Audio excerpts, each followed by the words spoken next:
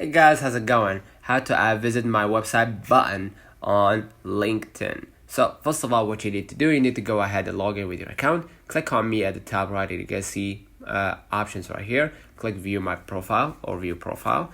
And then next to your name on LinkedIn or in your position, just go ahead and click the pencil icon at the top right.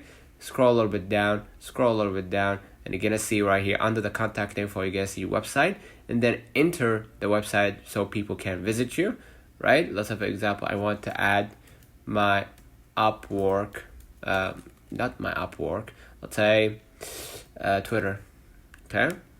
Now I'm gonna go ahead to the official website of Twitter, and I'm gonna click my profile, and as you can see, you're gonna see my domain right here.